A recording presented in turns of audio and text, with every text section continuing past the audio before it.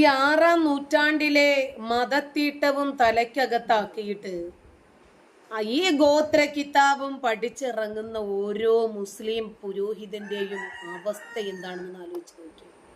എന്തായിരുന്നാലും സമൂഹത്തിന് ചിരിക്കാനും ചിന്തിക്കാനും ഇതുപോലെയുള്ള മലരുകൾ ഇനിയും ഉണ്ടാകണം എന്ന് ആത്മാർത്ഥമായിട്ട് ആഗ്രഹിച്ചു പോകുവാണ് കേട്ടോ. സ്ത്രീകളോടാണ് കേട്ടോ എനിക്ക് ചോദിക്കാനുള്ളത്. ഒരു ഷോൾ വാങ്ങാൻ നിങ്ങളുടെ അടുത്ത് കാശുണ്ടോ? കാശില്ലെങ്കിൽ തീർച്ചയായിട്ടും നമ്മളെ സഹായിക്കാനായിട്ട് കേരളത്തിൽ ഒരാള് അവതരിച്ചിട്ടുണ്ട്. അദ്ദേഹത്തിന്റെ വാക്കുകൾ ഒന്ന് കേട്ടു നോക്കില്ലേ. പൈസ ഇല്ലെങ്കിൽ ഞാൻ തരാം. ഒരു ഷോൾ വാങ്ങാൻ പൈസ ഇല്ലെങ്കിൽ അതിന്റെ പൈസ ഞാൻ തരാം നിനക്ക്. സുബ്ഹാനല്ലാഹ്, ഇന്ന് റോഡിൽ ഇറങ്ങിയ ഒന്നിന്റെ തലയിൽ തട്ടമില്ല. ആ കുട്ടി അവൾക്കാണല്ലേ 1-ാം ക്ലാസ്സിൽ വരെ പഠിപ്പിക്കുന്നുണ്ട് മദ്രസയില്. സുബ്ഹാനല്ലാഹ്, എന്തേ തല മറക്കാൻ മടി? ഞാൻ ചോദിക്കട്ടെ. തലമുടി മറച്ചില്ല. തലമുടി മറയ്ക്കാത്തൊരു സ്ത്രീ ആണെങ്കിൽ ആ സ്ത്രീ നരകത്തിലേക്കാണെന്നാണ് ഈ സഹോദരൻ പറയുന്നത്. നരകം എന്ന് പറയുന്ന ആ ഒരു കോൺസെപ്റ്റിൽ പുരുഷന്മാരെക്കാളും കൂടുതൽ സ്ത്രീകളാണ് നിറഞ്ഞു നിൽക്കുന്നത്. തീർച്ചയായിട്ടും ഞാനടക്കമുള്ള എന്നെ പോലെ ഇതുപോലെ വസ്ത്രം ധരിക്കുന്ന തലമറക്കാത്ത സ്ത്രീകൾ നരകത്തിലായിരിക്കും അല്ലെ? നിങ്ങൾ നന്നായി വസ്ത്രം ധരിക്കുക എന്ന് ഉദ്ദേശിക്കുന്നത് ഈ തലമുടി മറക്കുന്നതിൽ തന്നെയാണോ? അതാണോ നിങ്ങളുടെ ഉദ്ദേശശുദ്ധി ഉള്ളത്? എങ്ങനെയാണ് സുഹൃത്തുക്കളെ നമ്മുടെ ഈ പ്രബുദ്ധ കേരളത്തിൽ വസ്ത്രധാരണത്തെ കുറിച്ച് ഒരു ചർച്ച സംഘടിപ്പിച്ചപ്പോൾ വലിയ സംസാര വിഷയമായിട്ടുണ്ട്. എന്തിനാണ് സ്ത്രീകളുടെ വസ്ത്രാവകാശത്തിൽ നിയന്ത്രണം വേണോ വേണ്ടയോ എന്നൊക്കെ പറഞ്ഞിട്ടുള്ള ഒരു ചർച്ച നമ്മുടെ ബാസിലിനെ പോലെയുള്ള മലവാണങ്ങൾ വന്ന് പറഞ്ഞത് നമ്മൾ കേട്ടില്ലേ? അതായത് അല്പവസ്ത്രം ധരിക്കുന്ന സ്ത്രീകളെ കാണുമ്പോൾ അവരുടെ ശരീരത്തിന്റെ നഗ്നതകൾ പ്രകടമാകുമ്പോൾ പുരുഷൻ ഉദ്ധാരണം ഉണ്ടാകുമെന്നാണ് പറഞ്ഞത്. ചോദിക്കട്ടെ, കേരളത്തിലുള്ള മുഴുവൻ മുസ്ലിം സ്ത്രീകളും ആപ്യക്കുപ്പായത്തിനകത്ത് ഇറങ്ങിയെന്ന് വിചാരിക്കുക, പുരുഷന്മാരുടെ ഉദ്ധാരണം നിയന്ത്രിക്കാൻ പറ്റുമോ?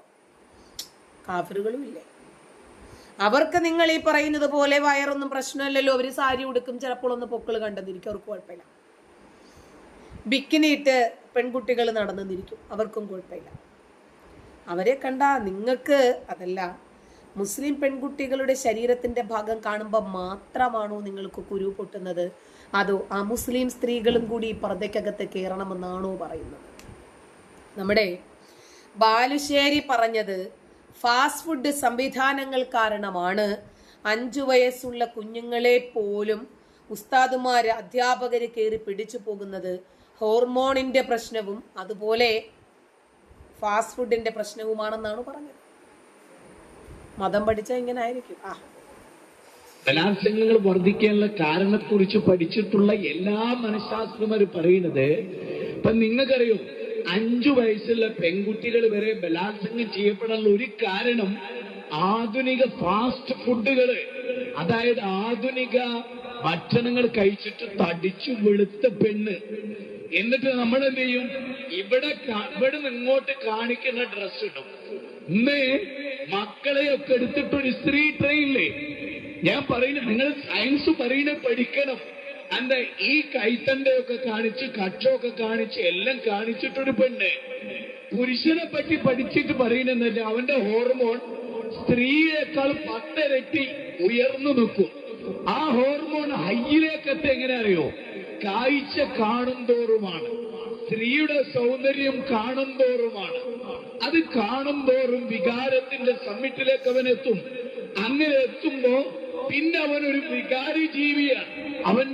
ഞാൻ പ്രേമത്തിന്റെ ആരാധകനായ ഒരു വികാര ജീവിയാണ്. വിവേകം ബ്രെയിനിന് നഷ്ടപ്പെടും. പിന്നെ അവനോട് പറയുന്ന മെസ്സേജ് എന്നറിയോ? 5 വയസ്സുള്ള പെൺകുട്ടിയെ പറ്റി അവന്റെ മനസ്സിൽ എന്നറിയോ? പെണ്ണേ, എന്റെ ആവശ്യം പൂർത്തീകരിക്കാൻ പറ്റിയ ഇറച്ചി കഷ്ണമാണ് നീ. അതുകൊണ്ടാണ് പിടിച്ചുകൊണ്ട് അധ്യാപകർ വരെ കുട്ടികളെ പിടിക്കുന്നത്. എന്തുകൊണ്ടാ? നിങ്ങൾ ശരിക്കും, ഞാൻ ആരെയും നിരപരാധിയാക്കല്ല, നമ്മുടെ മക്കളെ നമ്മൾ ഇടിക്കുന്നത്. കാര്യം മനസ്സിലായല്ലോ?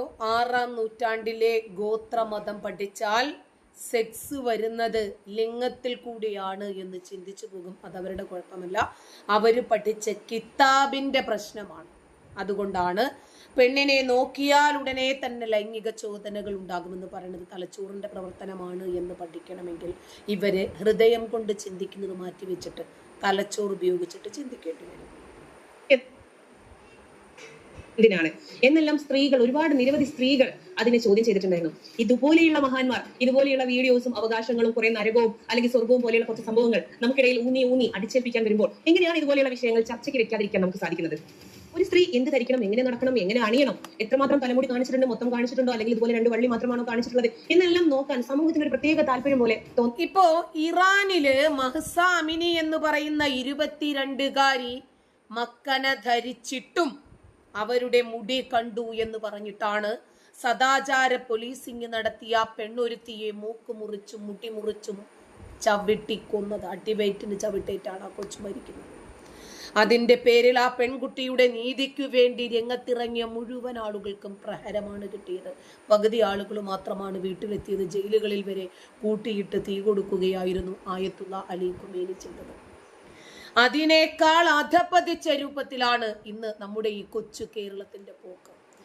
ഈ 6ാം നൂറ്റാണ്ടിലെ ഗോത്ര കിതാബും കാണാതെ പഠിച്ച് ഈ സാമൂഹിക വൈകല്യങ്ങൾ, വൈറസുകൾ സമൂഹത്തിലേക്ക് ഇറങ്ങിത്തിരിക്കുവാണ്.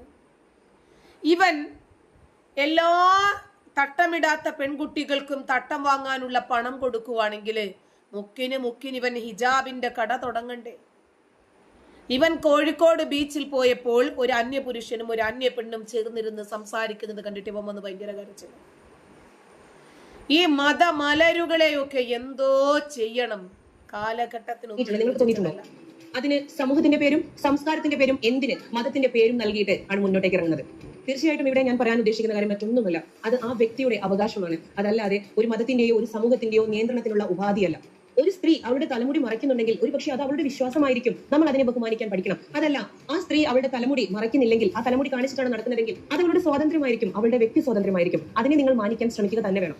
അത് രണ്ടും അവരുടെ ചോയ്സ് ആണ്. ഞാൻ ചില ദിവസം തട്ടമിടാറുണ്ട്, ചില ദിവസം തട്ടമിടില്ല. രണ്ടും എന്റെ കംഫർട്ടബിൾ ആണ്.